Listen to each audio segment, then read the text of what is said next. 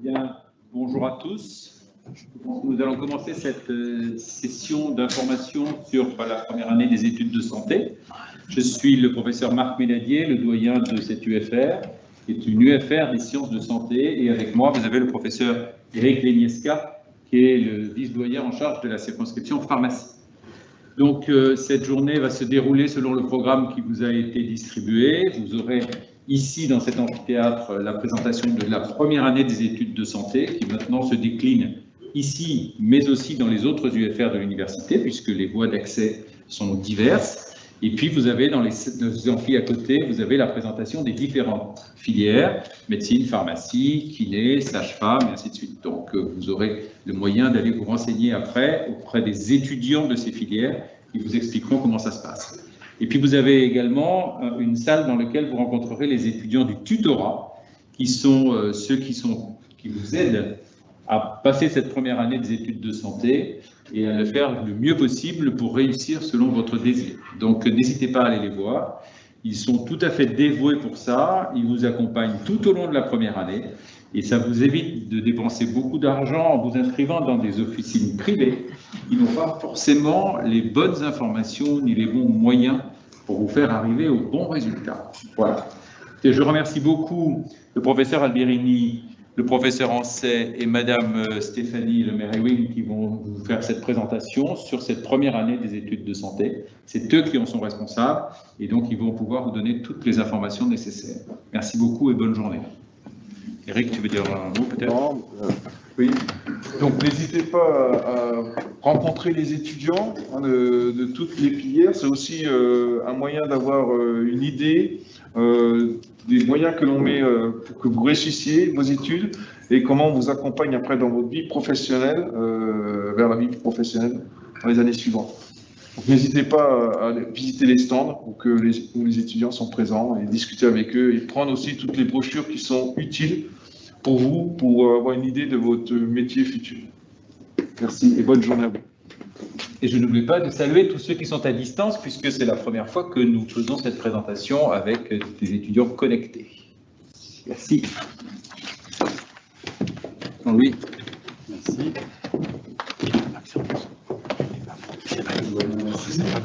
Donc, comme l'a dit M. Benadier, je suis professeur Alberini, donc nous allons nous occuper de cette présentation pour les journées portes ouvertes. Avec M. Ancet, je pense que vous prendrez la parole plutôt pour présenter tout ce qui est là, puisque vous êtes beaucoup investi sur ce domaine. Et puis, donc, Mme Le Maire, qui est beaucoup impliquée sur l'organisation de ces journées portes ouvertes, et donc il y a beaucoup d'expérience qui vous fera le plus gros de la présentation. Alors, quand on est professeur de médecine, qu'est-ce qu'on fait? Merci. On est d'abord en charge de l'enseignement, donc moi je suis par exemple responsable pédagogique de PASS et LAS, notamment avec la sélection des étudiants qui vont aller en deuxième année des études de santé. Nous sommes médecins aussi, donc on a une partie de soins. Et puis, eh bien, quand on a un petit peu de temps à consacrer à la recherche, eh bien, on va faire aussi de la recherche. Donc, c'est ce qu'on appelle un triptyque avec soins pour les patients, recherche et enseignement. Et donc, l'enseignement, il y a aussi une partie administrative. La preuve, aujourd'hui, c'est pour donc, vous présenter ces parcours, donc parcours d'accès spécifique santé PASS et licence avec accès santé. Donc, voulez-vous peut-être vous présenter M. Ancier, et puis ensuite, c'est Mme Le Maire qui prendra la parole. Merci, bien volontiers.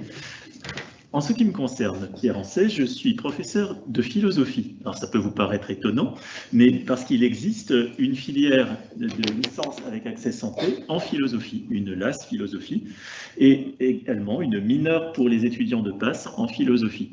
Donc vous voyez qu'il peut y avoir des liens, et je vous parlerai justement de ces nouvelles filières, même s'il n'y a pas que philosophie dans les filières LAS, bien entendu. Je vous en prie. D'accord, merci.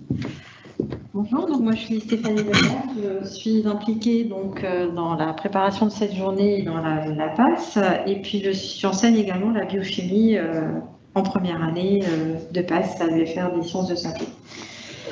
Voilà, donc je vais commencer la présentation. Donc là, vous êtes soit normalement en terminale et vous avez commencé, vous allez vous inscrire sur Parcoursup. Et si vous souhaitez intégrer une deuxième année des études de santé, eh bien vous avez deux parcours différents, soit le PASS, soit les licences avec option accès santé, dont vous a parlé le professeur Ancet.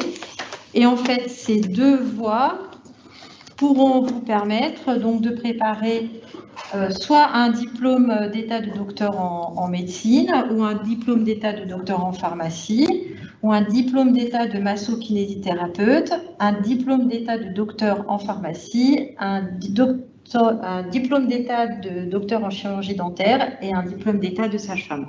D'accord? Donc pour intégrer ces 5 filières, la seule façon de procéder, c'est soit de vous inscrire sur PASS, soit de passer par une licence avec option accès santé.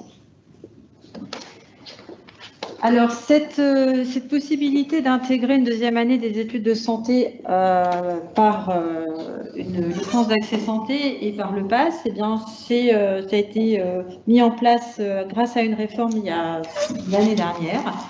Et le principe de cette réforme, c'était que déjà, il faut quand même que vous compreniez bien que même si on ne parle plus de concours ou de numerus clausus, hein, ce qui est important de savoir, c'est que l'accès aux filières médecine, maïeutique, odonto, pharmacie, kiné reste sélectif. D'accord? On ne peut pas contourner la difficulté non plus en s'inscrivant en LAS. C'est partout sélectif, oui. Ça, c'est vraiment le message important. Ne croyez surtout pas qu'on puisse passer en deuxième année de santé sans avoir beaucoup de travail. Ça reste une accession très difficile, très compliquée que de rentrer en santé, quelle que soit la filière. D'accord? Et moi, j'ai envie de rajouter, globalement, il faut, alors ça c'est plutôt pour les parents, ça fait plaisir aux parents en général, il faut quand même de bons acquis du lycée. Donc ça veut dire, vous savez que sur Parcoursup, vous êtes sélectionné aussi sur les résultats que vous avez en première et en terminale. Et je pense que c'est vraiment important que vous compreniez que vous allez quand même vers des études scientifiques. Il n'y a pas que l'aspect scientifique, mais il faut quand même vraiment des bons niveaux, des bonnes bases acquises au lycée. Donc de toute façon, il y aura une sélection à la fin pour entrer dans la deuxième année des études de santé. La deuxième nouveauté avec cette réforme, c'est qu'il n'y a plus de redoublement en PASS. D'accord? Donc, le principe des 2 chances reste actuel, mais il ne se fera pas via un redoublement, mais par un passage dans une deuxième année de licence. On va vous expliquer tout ça. Alors, il n'y a plus de concours, donc il va y avoir dans un premier temps une validation d'année comme une première année de licence. Et pour valider cette année de PASS, il faudra valider ce qu'on appelle 60 ECTS, c'est 60 crédits européens. Et pour valider une année, il faut valider 60 crédits ECTS. Alors, ça ne correspond pas à un nombre de cours, hein, ce n'est pas 60 heures de cours ou 60... voilà, c'est juste, chaque unité d'enseignement va compter pour un certain nombre de CTS. À la fin de l'année, il y en aura 60. Et pour valider cette première année, il faudra valider les 60 crédits européens. Ça, c'est une première validation de l'année. Et ensuite, il y aura un processus de sélection. Et ce qu'on appelle une unité d'enseignement, c'est plusieurs cours regroupés. Voilà. Et en fait, pourquoi cette réforme a été mise en place par le gouvernement? C'était aussi pour diversifier les profils des étudiants dans les études de santé, en prenant en compte la motivation, les capacités humaines et sociales, ainsi que le projet professionnel. Le principe des 2 chances aussi. Voilà, et puis oui, j'avais dit, le principe voilà, des 2 chances reste actuel, même si la deuxième chance ne se fera pas via un redoublement en PASS. Voilà, ça, on va vous l'expliquer.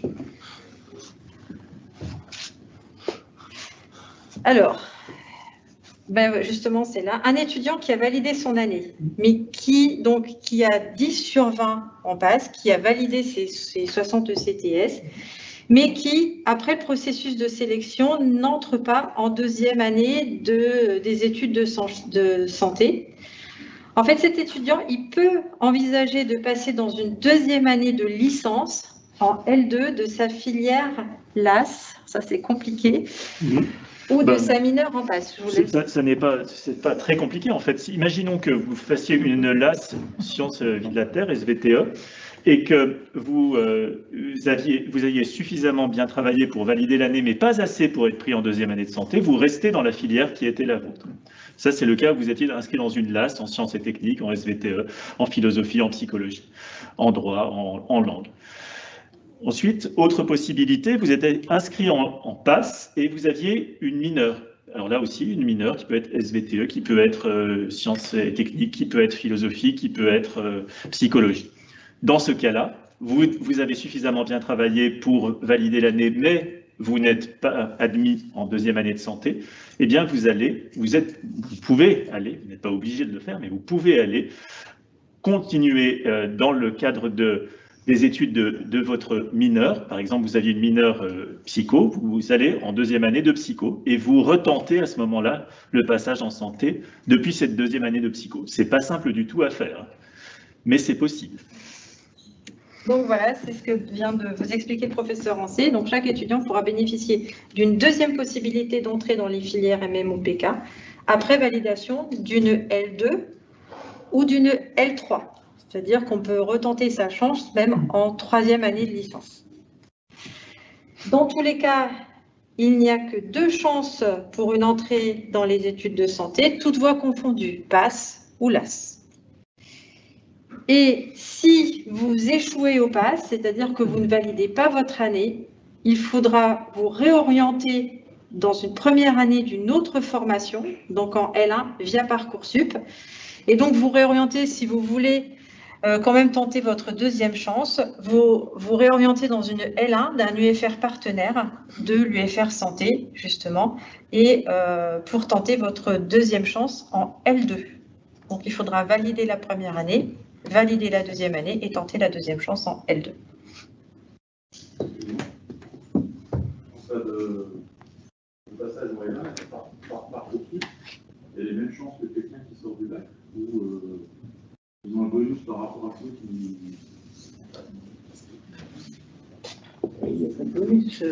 La question qui est posée, c'est savoir si j'ai bien compris, pour Parcoursup, un étudiant qui donc serait orienté vers la première année, donc L1, versus un néo-bachelier. C'est ça? Les étudiants sont traités de la même façon. Voilà. On ne fait pas la différence entre une réorientation et un néo-bachelier.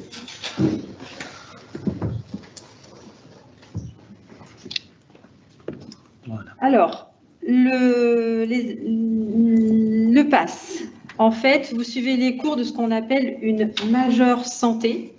Donc, vous avez 50 CTS, vous allez devoir valider 50 CTS d'une majeure santé. Donc, ce sont tous les cours que l'on fait dans cette première année à l'UFR de santé.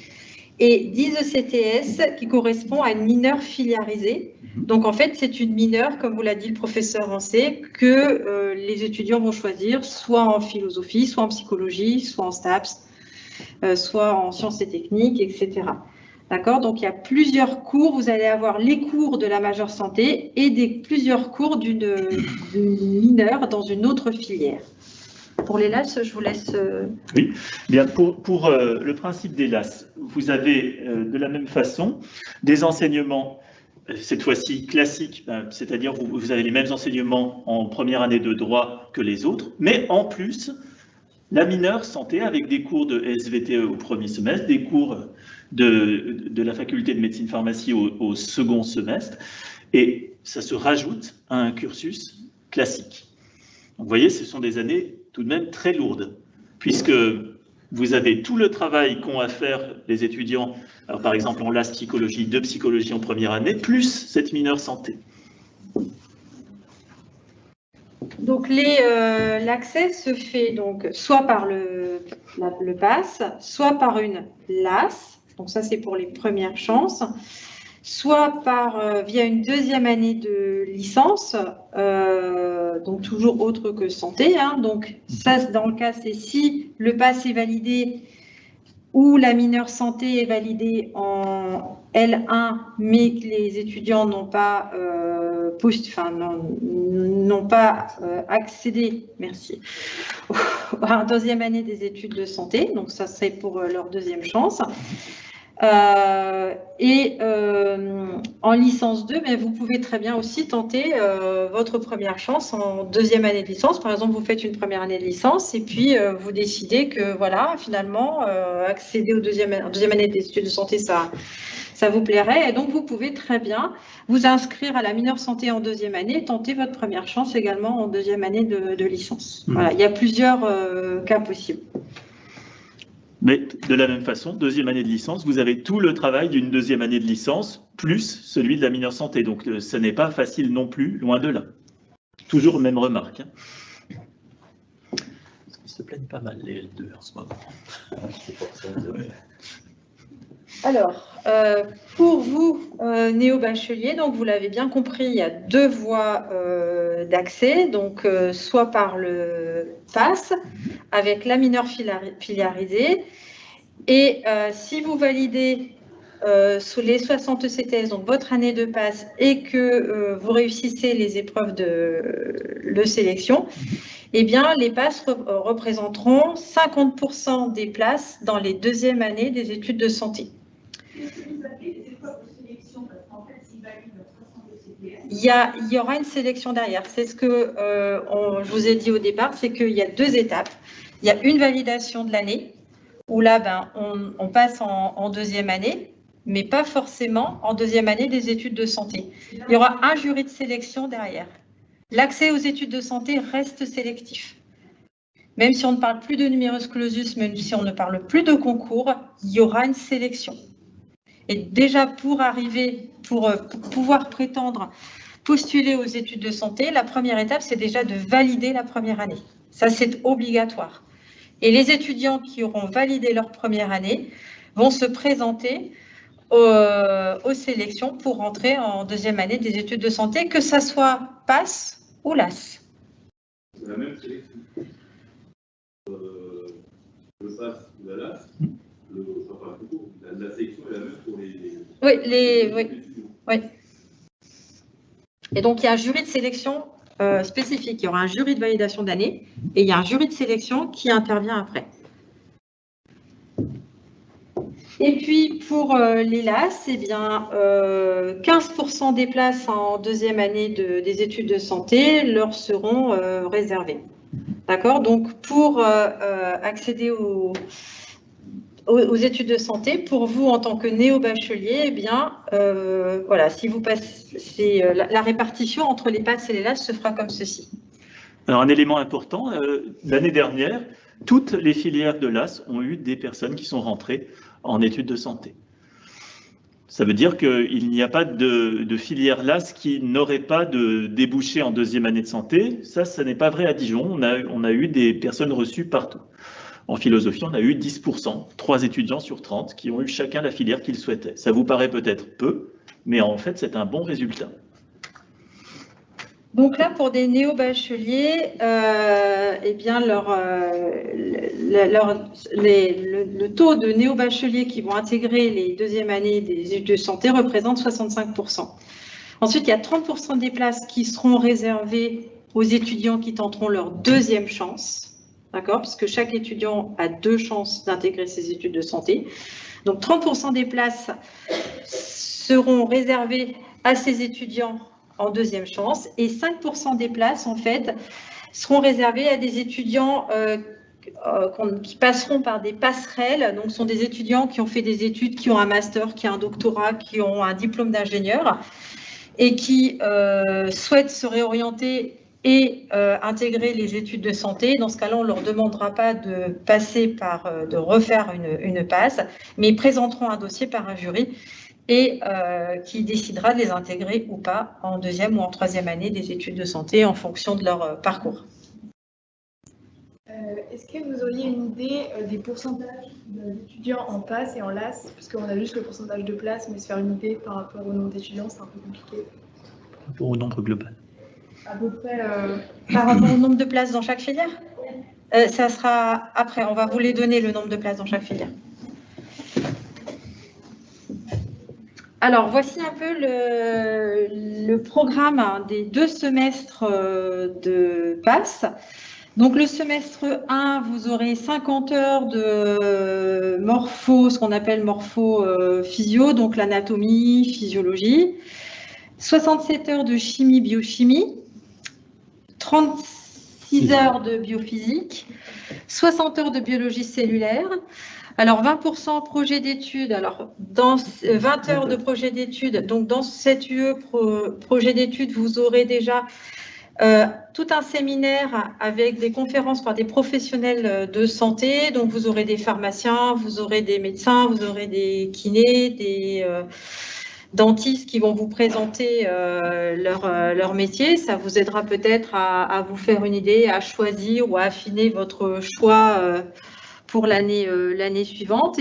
Et en plus, dans cette unité d'enseignement projet d'études, vous aurez une préparation aux oraux, parce que dans le processus de sélection, certains étudiants devront passer des oraux, et donc il y aura une préparation aux oraux dans cette UE. Et vous aurez 10 heures d'anglais, et à ces heures de la majeure santé, vous aurez 50 heures de la mineure filiarisée, donc 50 heures de philosophie, de psychologie, de STAPS, de SVT, de sciences et techniques, etc.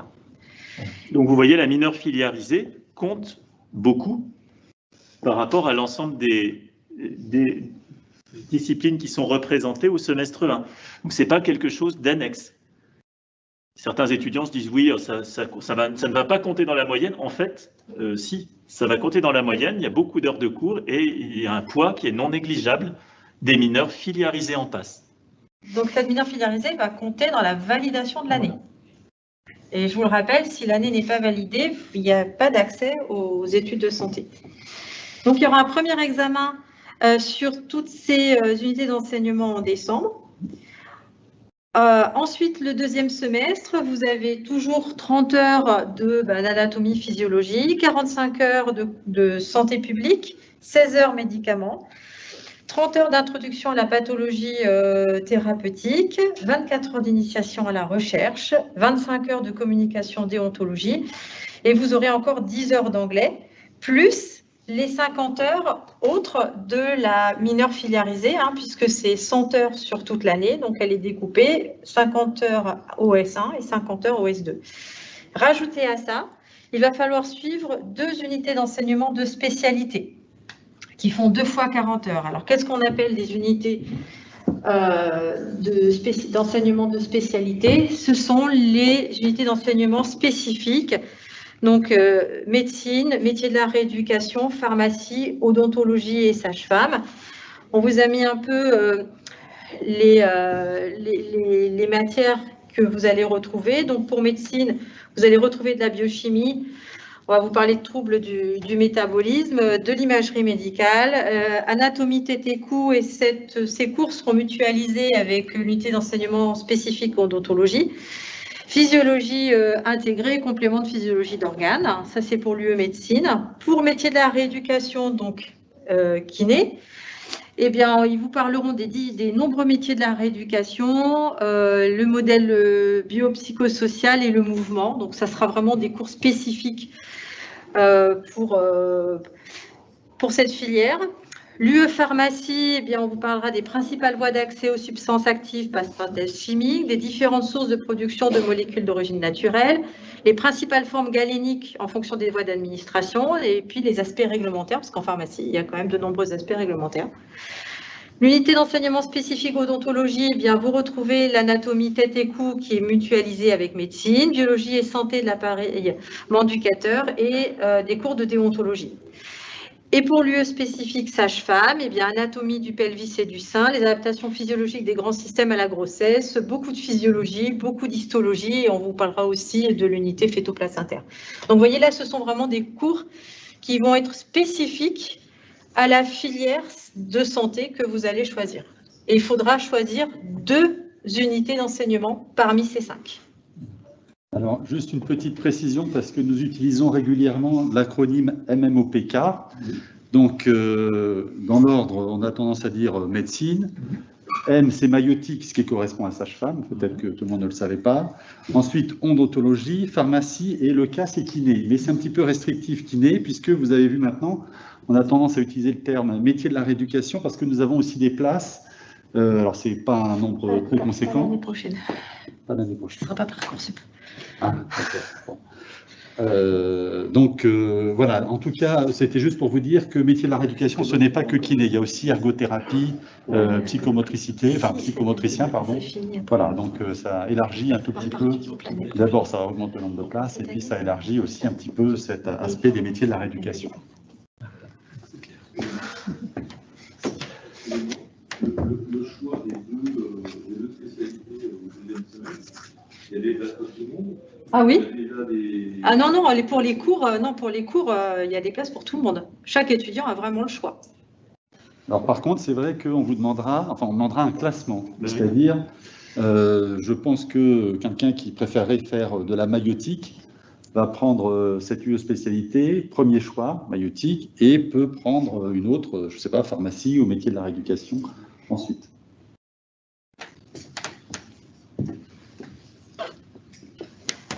Voilà. Donc, pour les étudiants inscrits en PASS, comme je vous l'ai dit, il va falloir choisir une mineure, et ça, c'est sur Parcoursup d'emblée. Alors, il va falloir choisir sur Parcoursup, je vais aller en PASS, et choisir directement sur Parcoursup la mineure filiarisée, là où les mineurs filiarisés.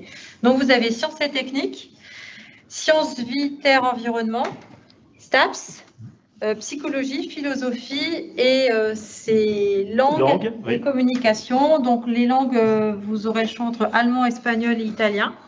Il n'y a pas anglais, puisque vous aurez des cours d'anglais à l'UFR santé et droit.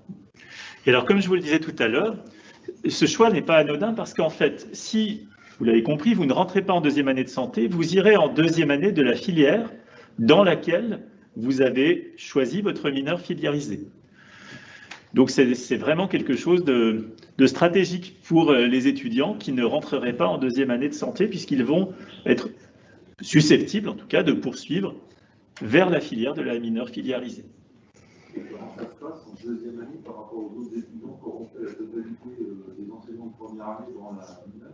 Oui, ben c'est pour ça que je dis, c'est possible, mais tous les étudiants ne vont pas forcément en deuxième année parce qu'ils se rendent compte de la difficulté de rattraper ce qu'ils n'ont pas vu en première année.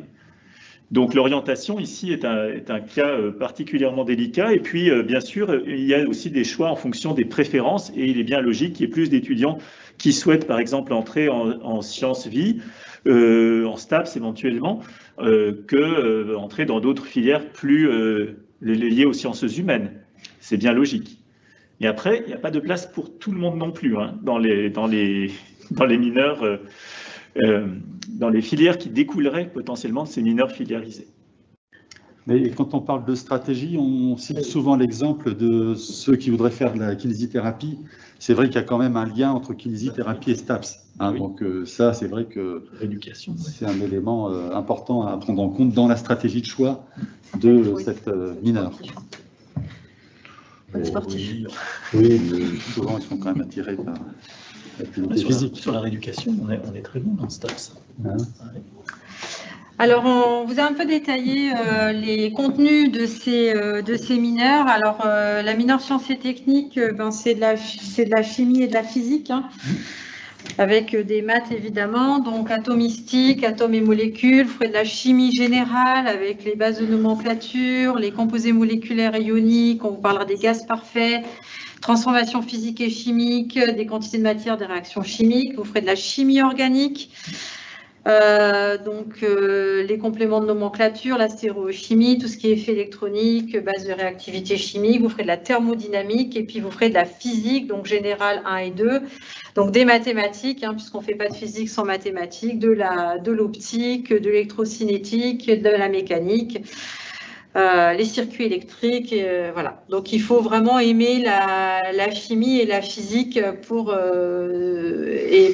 quand vous faites le choix de cette mineure sciences et techniques. C'est pas facile, hein, même s'il n'y a que 100 heures, c'est une mineure qui demande quand même des connaissances de base assez solides. Pour ce qui est de la mineure droit, vous aurez 100 heures de cours sur la méthodologie et les connaissances fondamentales, donc avec une introduction au droit privé et au droit constitutionnel. Ils vous parleront de méthodologie juridique. Pour la mineure langue, communication, donc je vous le rappelle, il y aura espagnol, italien et allemand. Et il faudra choisir entre les trois. Et vous aurez des cours sur l'introduction au droit, l'introduction à l'économie, la maîtrise de la langue B, donc compréhension, expression écrite, grammaire et traduction, et communication et culture. Voilà, pourquoi du droit et de l'économie en langue? Parce que c'est langue étrangère appliquée. Et donc, dans l'applicabilité justement des parcours, il y a aussi justement du droit et de l'économie.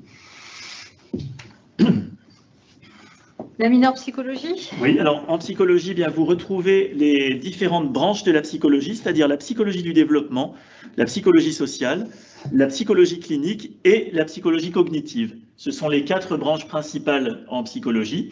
Et donc, vous avez des intervenants spécialisés dans chaque champ, en plus des cours de méthodologie en psychologie à proprement parler. Voilà, donc ça représente en fait tout ce que l'on voit, mais en raccourci, au sein de la première année de psychologie.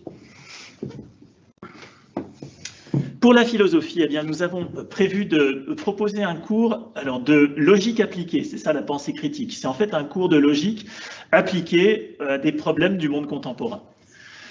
Ensuite, au premier semestre également, il y a l'histoire du corps dans l'Antiquité avec les techniques de soins dans l'Antiquité pour réfléchir de manière historique à ce qui a pu être fait. Et au second semestre, eh bien, il y a un cours de philosophie du handicap que je fais avec des questions d'éthique associées pour essayer de percevoir les difficultés liées à l'appréhension du corps différent, liées aux soins au sens de l'accompagnement, aux soins au sens du care, aux soins donc au sens non pas médicamenteux ou chirurgical, mais à tout ce qui relève de l'accompagnement des personnes en situation de handicap. Pour STAPS, eh bien, vous ferez de la psychologie du sport, de la sociologie, de la psychologie sociale, de l'histoire du sport, et puis après, tout ce qui est polyvalence, je pense, en fonction de la pratique sportive. Il y aura de la pratique sportive. D'accord ? Il ne faut pas penser que vous n'aurez que des cours. Et il faut quand même être sportif parce qu'il y aura de la pratique sportive. En plus des heures de cours dans cette mineure. Ça, c'est vraiment important que vous le sachiez. Pour la mineure SVTE, eh bien, vous aurez des cours sur la diversité du règne végétal, la structure et fonction des plantes, l'initiation aux neurosciences, classification et diversité du règne animal, sciences de la terre et de l'environnement et les bases de l'écologie et de l'évolution.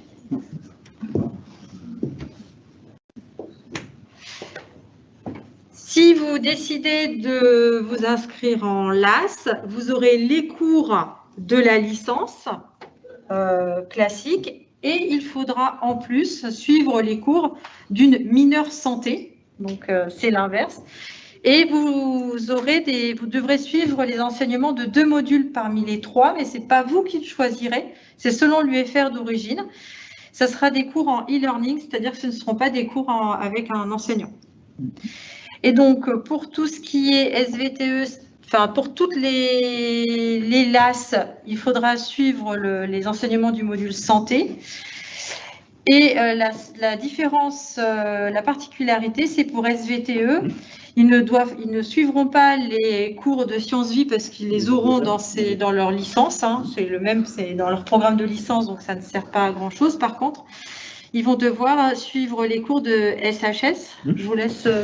Oui, alors ils ont, du coup, comme eux ne suivent pas la mineure de sciences vie, forcément, ils seraient avantagés par rapport aux autres. Ils ont donc une mineure qui, en sciences humaines et sociales, va traiter de différents aspects. Alors, par exemple, tout ce qui concerne l'éthique, la déontologie, ce qui concerne l'économie de la santé. Vous voyez aussi... des bases du droit, vous avez de la psychopathologie avec un collègue psychiatre, et puis moi je traite d'épistémologie, vous voyez la notion de perception et d'observation en épistémologie. Là aussi ce sont des cours à distance, des cours rédigés ou des cours enregistrés. Tout ceci, vous n'avez pas le contact direct avec les enseignants, mais vous avez des sessions de regroupement où vous pouvez poser vos questions. C'est-à-dire que c'est juste des vidéos qui déroulent ou c'est le professeur à distance Non, non, c'est des vidéos qui se déroulent ou des textes écrits. Ou des photocopies. Oui, oui, c'est la caractéristique des mineurs la plupart du temps, c'est ça que vous avez. Et de même pour les LAS, hein, quand ils doivent travailler leur cours de la mineure santé, c'est aussi sous ces formats. C'est plus l'unité de Dijon, c'est variable. Là, on peut peut-être pas vous répondre pour toutes les UFR, mais en tout cas, ce qu'il faut, c'est imaginer que vous avez des étudiants qui viennent de différentes licences. Et donc, ce serait impossible à caser dans leur emploi du temps. C'est pour ça que c'est... Alors, ça fait partie aussi un petit peu des difficultés, parce que ça veut dire que les étudiants doivent se motiver pour travailler cette mineure santé. C'est vraiment là de la volonté personnelle. Mais ce n'est pas pour autant que tous ont des mauvaises notes. Mais c'est en effet une difficulté qu'il faut assumer au démarrage de l'année. Il faut tout de suite se mettre sur les mineurs santé. Il ne faut pas attendre la dernière minute. On peut dire cette année que les résultats à la mineure santé sont bien meilleurs que l'année dernière. Ça, c'est la chose positive qu'on peut vous dire, c'est que les étudiants, vraiment, là, visiblement, se sont mieux organisés, ont cru en leur chance beaucoup plus que l'année dernière où, finalement, c'était la première année. Il y avait aussi la période de confinement. Je pense que tout ça a joué. Mais vous voyez, on est plutôt sur une dynamique positive de ce point de vue. Oui, il faut quand même imaginer que là, nous sommes à la 2e année de la réforme. Donc, je pense que les étudiants, maintenant, quand même maîtrisent un tout petit peu mieux, même nous, nous maîtrisons quand même un tout petit peu mieux cette réforme qui était complexe. Et puis, il y a aussi quand même un soutien qui est apporté, notamment par le tutorat aux étudiants, chose qui n'était pas proposée l'année dernière. Le tutorat, si vous voulez, était quand même basé sur l'UFR Santé, donc s'adressait principalement aux PASS. Et là, on a élargi au LAS. Donc, ils ont quand même aussi un soutien avec d'autres étudiants qui peuvent leur donner des ficelles et puis leur expliquer des notions, voire même de la méthodologie. Alors, les deux autres modules de cette mineure santé, vous avez le module sciences vie, donc qui n'est pas suivi par les étudiants en LAS qui seront en SVTE. Et là, il y aura des cours de chimie, de biophysique et biologie cellulaire. J'insiste, si vous vous inscrivez en LAS droit ou en LAS psychologie, il va falloir quand même avoir une appétence pour les sciences et quand même avoir des bases un peu scientifiques parce que c'est pas simple. Ce sont quand même des cours de chimie, biochimie, de biophysique. C'est pas plus simple que les cours de la majeure santé. C'est juste un peu plus condensé, plus court, mais c'est aussi difficile. Et puis le module santé, on parlera d'anatomie, de physiologie, de santé, système de santé, médicaments et autres produits de santé, méthodologie, recherche, biostatistique. Et vous aurez des cours de fécondation, embryologie. Et là, c'est pour toutes les licences. Quelques mots sur Parcoursup. Comment faire vos choix sur Parcoursup? Alors, comme je vous l'ai dit, pour PASS, la candidature PASS, c'est un vœu. Et après, il va falloir faire des sous-vœux. Donc, il va falloir choisir PASS avec une mineure filiarisée. Donc, il y en a 2. Donc, sur Parcoursup, vous avez 7 sous-vœux PASS avec les mineurs filiarisés sur Dijon et la même chose sur Nevers. Alors, moi, mon conseil, c'est vous souhaitez vous inscrire en PASS SVTE, vous cochez sur Parcoursup PASS SVTE, mais si vous ne choisissez que cette option-là et que vous n'êtes pas pris, parce qu'il y a un nombre de places limitées, on va vous les montrer après, si vous n'êtes pas pris, vous n'êtes pas pris en PASS du tout. Donc, mon conseil, c'est de ne pas faire qu'un sous-vœu, mais d'en faire plusieurs pour augmenter vos chances d'accéder en PASS.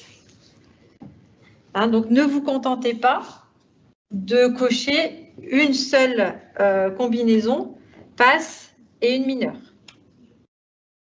Voilà. Il faut en cocher plusieurs, même si vous avez vos choix. Après, en fonction de comment va se dérouler Parcoursup, les places vont se libérer au fur et à mesure. Mais il y a des capacités d'accueil pour chaque mineur. Et donc, quand il n'y aura plus de place, s'il n'y a plus de place et si vous n'avez coché qu'un seul choix, vous ne serez pas accepté en PASS. Donc, il faut absolument cocher plusieurs compositions de majeure santé avec une mineure filiarisée. Ça, c'est vraiment important. Et pour les candidatures LAS, Donc là, vous avez un vœu par mention, par parcours et par lieu, parce qu'il y a des cours qui vont se faire au Creusot, à Dijon, enfin... Voilà, donc là, il faudra... Pour le STAPS, il y a le Creusot. Et il faudra vraiment, là, vous inscrire en licence avec option accès santé, pas en L1, mais en LAS 1. Oui, c'est très important. Là, sur la diapositive, on vous met une licence avec ou sans, mais évidemment, vous, si vous êtes intéressé par la deuxième année de santé, vous prenez avec l'option santé. Parce que si vous suivez effectivement les mêmes cours que ceux qui sont inscrits dans la filière ordinaire, sans accès santé, ben, vous ne pouvez pas postuler pour passer en deuxième année. Donc, il faut vraiment bien regarder ce qui concerne l'AS et ce qui concerne la licence ordinaire. Et il y a des nombres d'étudiants réservés dans chaque contingent, c'est-à-dire il y a des nombres d'étudiants réservés en LAS et nombre d'étudiants réservés pour la filière sans la santé. Donc là, voici les capacités Parcoursup. Donc vous voyez, pour passe mineur langue communication, il y a 75 places au total. Pour la mineure philosophie, il y a 150 places. La mineure droit, 155 places. La mineure psychologie, 50 places.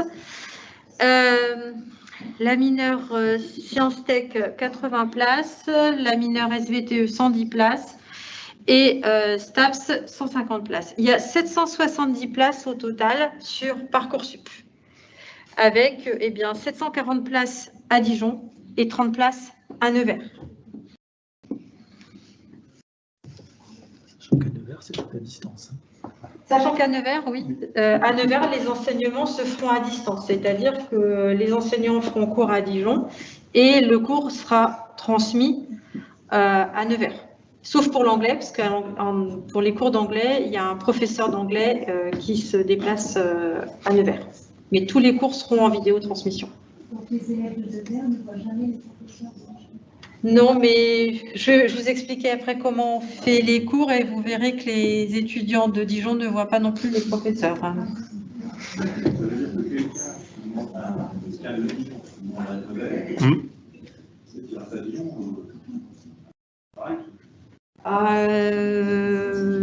Non, parce que les cours d'anglais, il va falloir qu'il les suive à Nevers.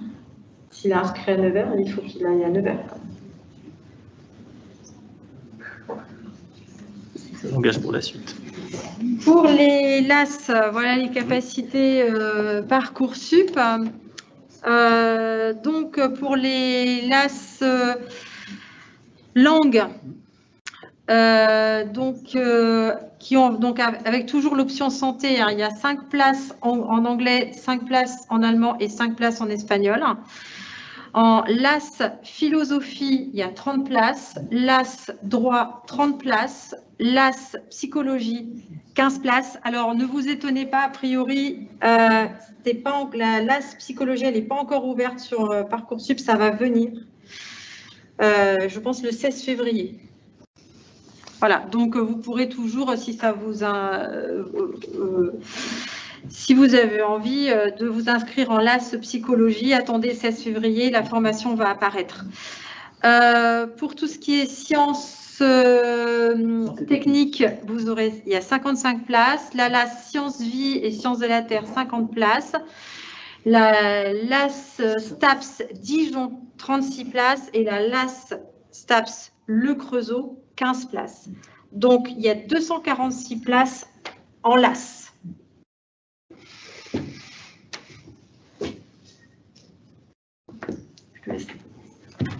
Alors là, je vais essayer de vous expliquer de façon le plus simplement possible le processus de sélection. Donc, vous voyez sur ce schéma à droite, le 10 sur 20 permet de valider votre année de passe. Hein, donc, voilà, les étudiants qui ont plus de 10 valideront leur passe, mais n'accéderont pas nécessairement aux études de santé. Qu'est-ce qu'il faut pour accéder aux études de santé? Vous voyez qu'il y a une barre bleue qui s'appelle premier seuil. Ce premier seuil, c'est la note qui va être fixée par le jury, au-dessus duquel on va prendre déjà 50% des étudiants. Vous voyez, c'est ce qui figure sur la diapositive. 50% des places en admission directe, ce sont des étudiants qui ont au-dessus de cette note de premier seuil. Donc, ce sont les meilleurs. les tout meilleurs. Absolument. Là, cela, c'est plus compétitif, on va dire. Ensuite, vous avez, entre le premier et le deuxième seuil, tous les étudiants qui vont aller aux oraux. Donc, vous voyez que 50% des places, hein, évidemment, c'est les 50% restants, vont aller aux oraux. Et donc ces oraux vont être réalisés en juin et vont compter pour la note. Donc, le jury va décider des critères d'admission aux oraux. Hein, c'est évidemment ces seuils qui vont être fixés. Et puis, ce qu'il faut dire, c'est que les oraux ne concernent pas les matières qui ont été enseignées en passe. Il y a des oraux, donc ça se déroule sur une semaine, hein, c'est ce qui est planifié pour cette année. Les étudiants vont avoir des oraux de 10 minutes, après une préparation qui sera de 10 ou 20 minutes. Il y a un oral qui se fait sur analyse et raisonnement d'un article, par exemple. Voilà, donc il faut montrer des certaines compétences en termes de présentation, en termes d'analyse de cet article, éventuellement d'empathie. Enfin voilà, l'idée c'est de dire on va sélectionner des gens qui seront aptes à recevoir des patients, à les soigner.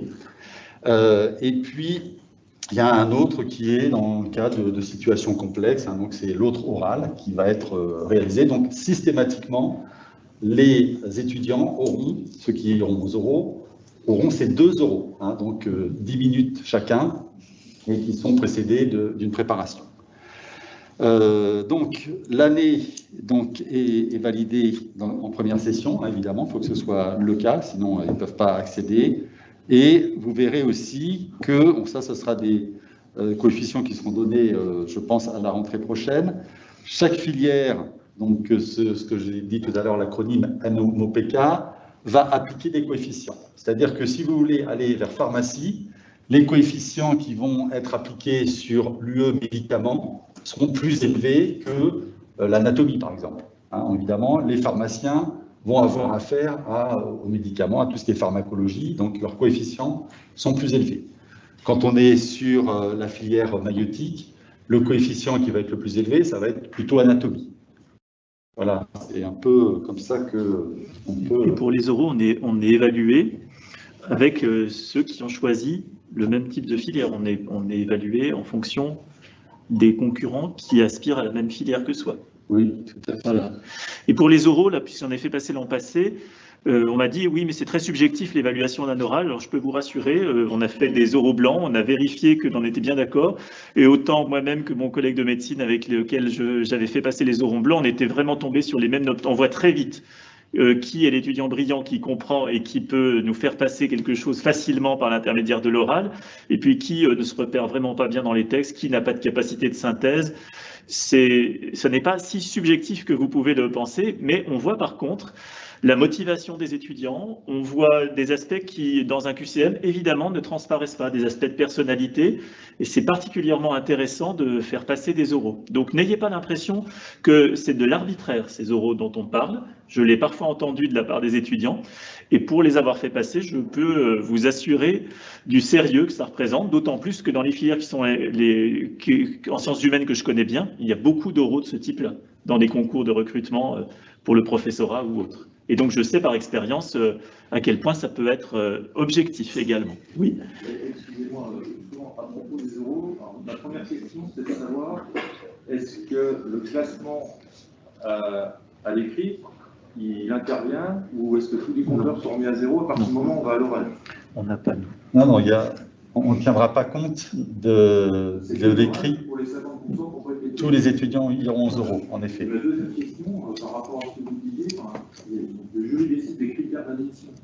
Ces critères, ils sont présentés aux élèves ou pas? Ou c'est défini dans des jurys chaque année Ce qui va beaucoup compter, par exemple, vous voyez, ce sont les coefficients en fonction des UE, hein, ce que je vous ai expliqué, ça sera communiqué aux étudiants. Et c'est, je pense, un élément très important parce que ça permettra à chacun de s'orienter et on va dire peut-être si vous voulez faire pharmacie, vous vous investirez plus sur cette fameuse UE médicament que j'ai pris comme exemple. Excusez-moi par avance, mais je vais l'expliquer dans le plat. On a entendu parler de questions sur le l'enseignement. Oui, il y a eu un article sur le l'enseignement. Ils n'ont pas été aux oraux par rapport à sûr, j'ai plus en tête, mais c'est passé dans les journaux. C'est du vrai, c'est pas du vrai. Oui, oui. C'est dans le sujet auquel il va répondre. Oui, oui, oui, tout à fait. Ça, je vous confirme.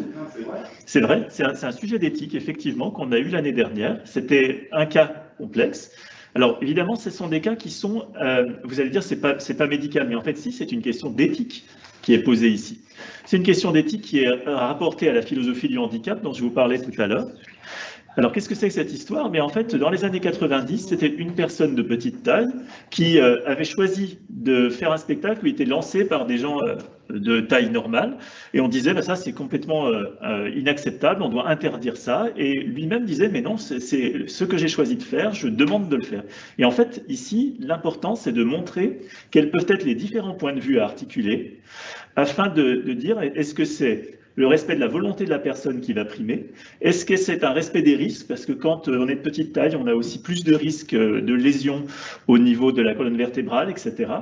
Et donc, c'était arrivé à trouver une argumentation à partir d'un cas qui peut paraître de l'extérieur farfelu, mais qui ne l'est pas du tout en réalité, puisque c'est une vraie question d'éthique. Il y avait aussi des questions d'éthique animale. Qu'est-ce qu'on fait par rapport aux soins donnés aux animaux? Il y avait des questions qui concernaient la mort dans la société, comment on se la représente. Vous voyez, ce sont des questions qui sont beaucoup plus larges, qui sont psychosociales et pas seulement strictement médicales. Et là, c'est très intéressant de voir comment les étudiants peuvent poser un problème, arriver à articuler différentes questions entre elles. Donc ça, pour le coup, c'était tout à fait authentique. Il y a une préparation pour ce type d'épreuve. Oui, j'allais y venir. Voilà, on va en parler. Les étudiants ne sont pas livrés à eux-mêmes. Il y aura une préparation qui se fera avec le tutorat. Et donc, cette préparation se fera un peu avant les oraux. Hein. Évidemment, ça n'a pas de sens de préparer les oraux au premier semestre. On peut toujours le faire. Mais il faut quand même surtout se concentrer à partir du mois de mai pour préparer ces oraux qui auront lieu en juin. La dernière catégorie, hein, c'était en dessous du 10 sur 20, je ne l'ai pas commenté, mais évidemment, dans ce cas-là, c'est exclu, et là, c'est orientation vers une L1. Alors, donc, le jury de sélection considère que pour les LAS, il faut déjà avoir une note supérieure à 10 pour la mineure de santé. Donc ça veut dire sur la première session. Alors, attention, un mineur santé supérieur à 10, ben, comme on vous l'a dit tout à l'heure, c'est tout à fait faisable, mais il faut quand même s'investir. Il faut être validé donc, dès la première session. Hein. Quand je parle de première session, c'est parce qu'il y a après une session de rattrapage. On rappelle que nous sommes dans une licence, donc si l'étudiant n'a pas 10 sur 20, il peut aller quand même à la session de rattrapage de manière à valider le PASS ou le LAS.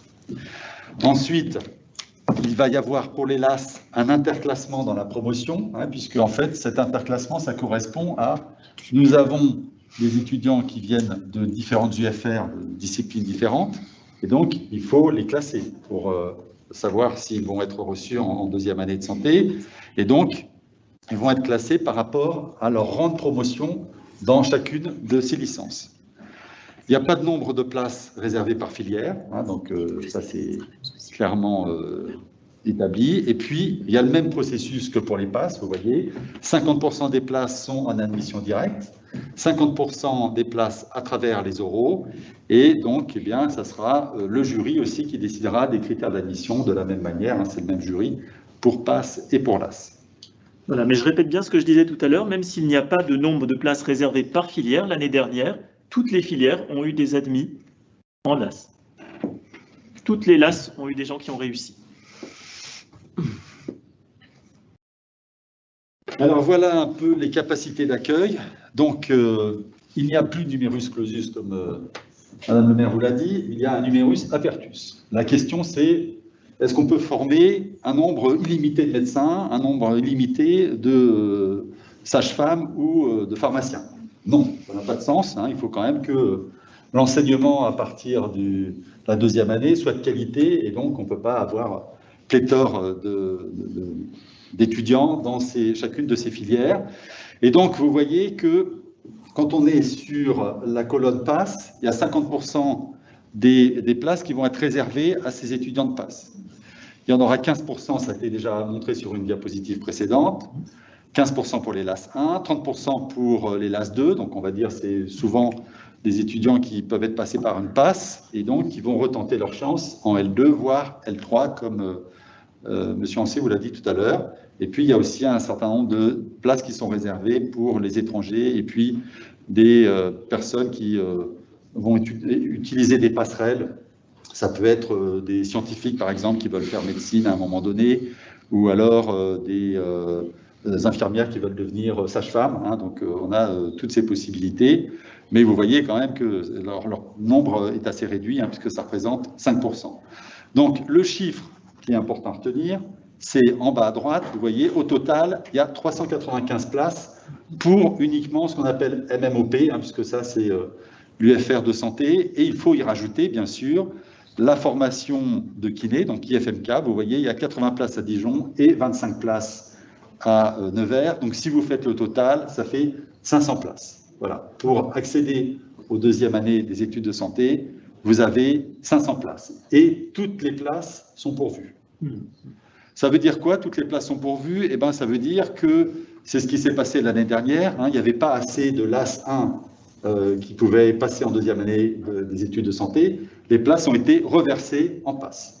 Donc, il y aura nécessairement 500 étudiants qui accéderont aux deuxième année des études de santé. Voilà, je pense que je vais passer la parole à Madame. C'est le rectorat qui le fixe et c'est 5%, si je ne me trompe pas. Donc, ce n'est pas nous qui décidons. Hein. Nous, on fait, la commission Parcoursup fait un classement de tous les étudiants. Donc, on fait un classement global, pas par mineur filiarisé, on fait un classement global. Et le quota hors académie est appliqué après, à la fin. Voilà. Alors, au niveau de l'organisation pratique, c'est une majorité de cours magistraux, hein, donc en vidéo transmission, puisque l'enseignant, en fait, se situe dans une petite salle de 40 places. Il fait cours dans cette salle et l'enseignement est transmis dans des amphis. Donc, que ce soit à Dijon ou à Nevers, la majorité des étudiants ne voient pas le professeur. Donc, à Nevers, il y a une salle de 30 places hein, et ils reçoivent les enseignements en vidéo transmission. Il y a des enseignements dirigés, par exemple en chimie, biophysique. Alors, vous serez divisés en groupes de 150 étudiants. Oui, ce n'est pas des enseignements des ED avec 15 étudiants, hein, voilà. Et pour l'anglais, vous serez divisés en 30 groupes de 50 étudiants. Et puis, beaucoup de travail personnel, hein, ça on vous l'a dit. Et là, toutes les bibliothèques universitaires de l'UB sont à votre disposition. Donc, vous avez plein d'endroits pour travailler. Et honnêtement, même à la bibliothèque ici, c'est très, très agréable. Vous êtes au calme et c'est très agréable. Vous pouvez y travailler au calme. C'est à ne pas négliger. Alors, Attendez, il y a une question de monsieur. Non. Alors ça, c'est pour PASS. Hein. Dans les filières LAS, c'est différent. Dans les filières LAS, il y a bien une interaction avec les enseignants. On est sur des cours d'amphi, des TD dans des salles de cours. Pour les LAS, ça sera la mineure santé qui sera faite entièrement en enregistrement à distance sur support écrit. Voilà, donc c'est uniquement la mineure. Là, ce qu'on vient de voir, ça concerne la PASS. Le PASS, oui. Et non, il n'y a pas possibilité d'interaction. Alors, les interactions, elles vont se faire... L'aide va se faire via le tutorat, via le TED. Et ça, je vais en parler après. Donc, il y aura des stages obligatoires en médecine odontologie. Donc, il y a un stage d'initiation en soins infirmiers d'une durée de 3 semaines qui se fait soit au CHU, soit dans des hôpitaux périphériques. Et ces stages devront être effectués entre la fin de la première année et le début de la deuxième année. Ça veut dire pendant les vacances, juillet, août.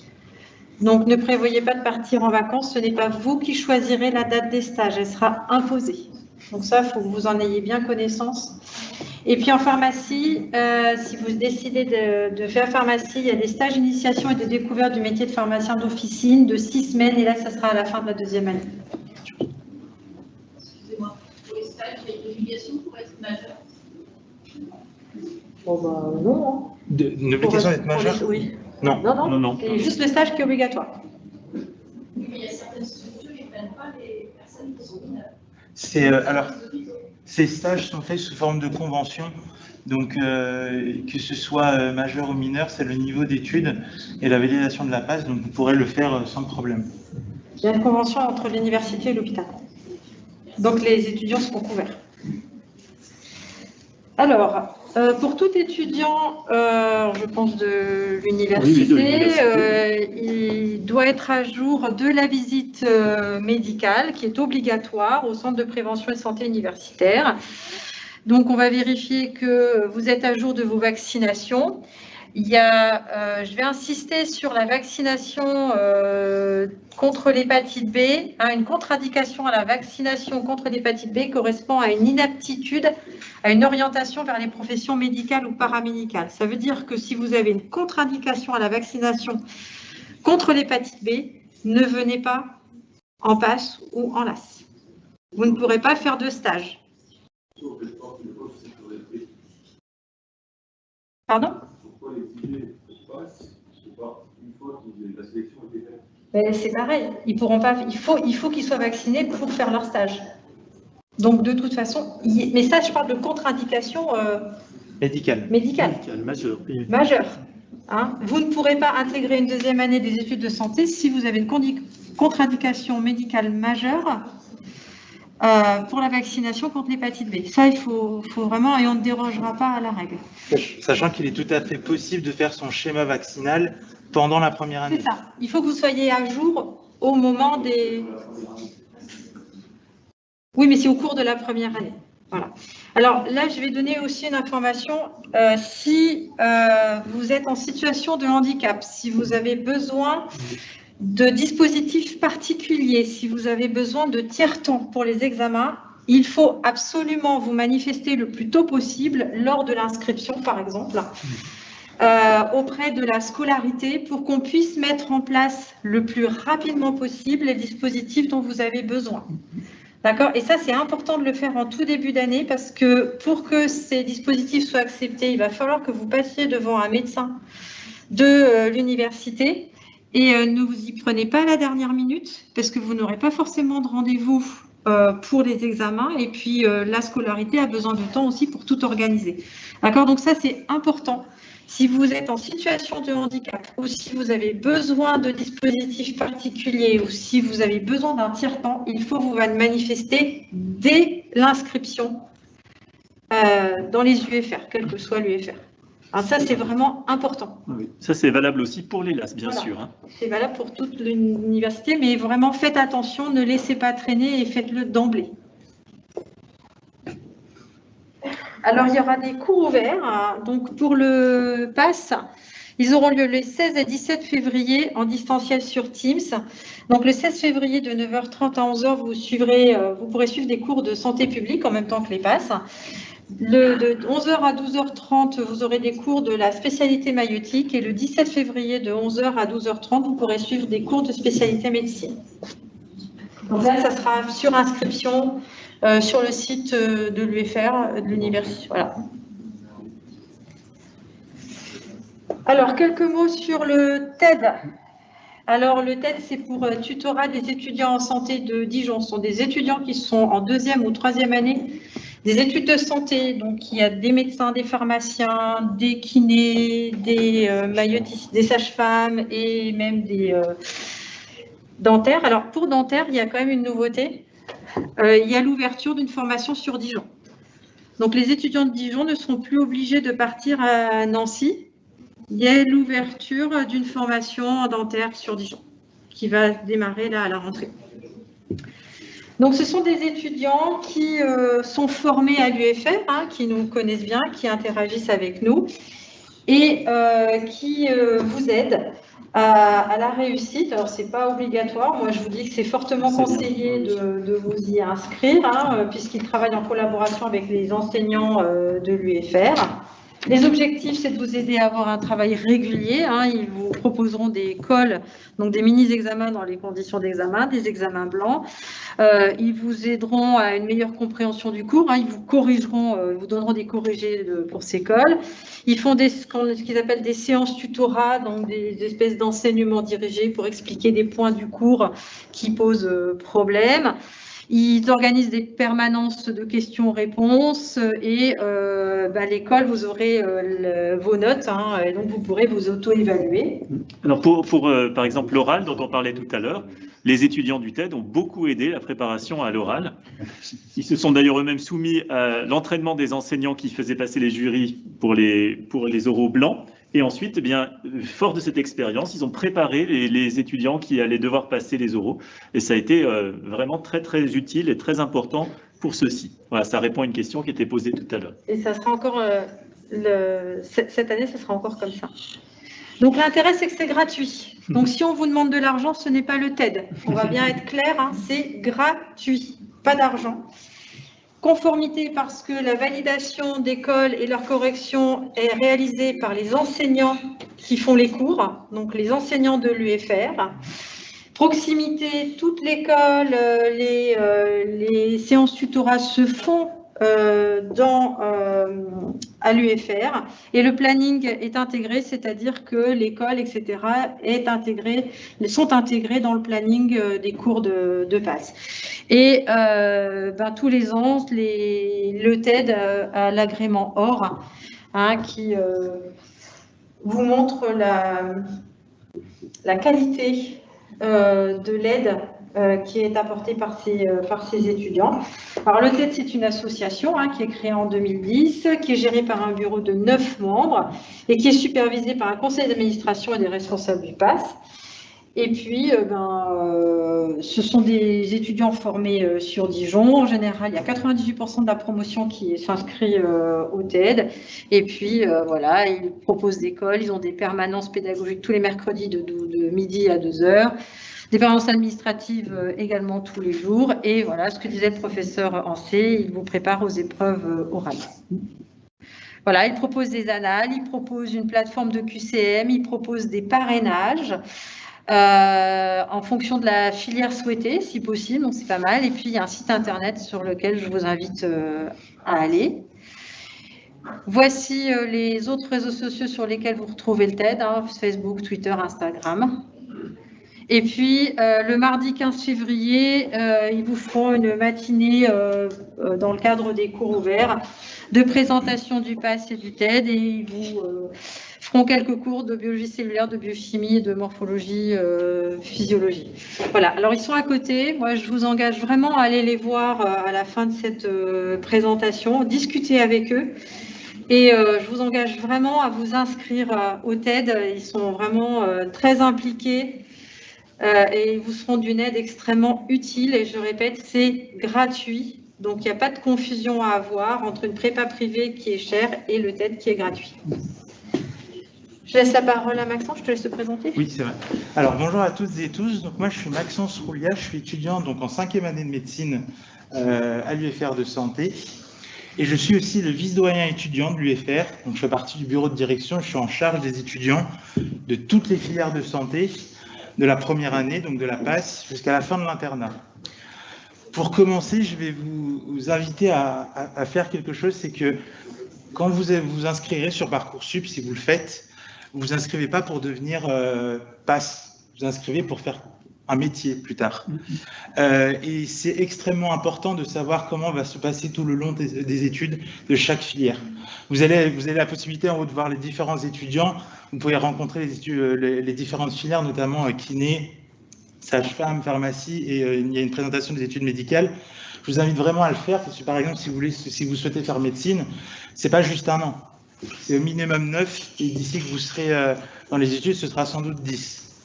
Et je pense que c'est important de le savoir quand on s'engage. Sachant qu'il y a aussi un autre concours pour devenir ensuite, pour pouvoir choisir sa spécialité quand on est en études médicales. Donc c'est tout un chemin, et je vous invite réellement à le connaître, parce qu'il y a chaque année des étudiants qui abandonnent parce qu'effectivement, ils n'avaient pas pensé à regarder ce chemin-là, et que ce n'est pas un chemin de tout repos non plus. Sinon, au niveau de ce qui est côté vie étudiante, je vous invite aussi à faire attention à tous ces aspects-là.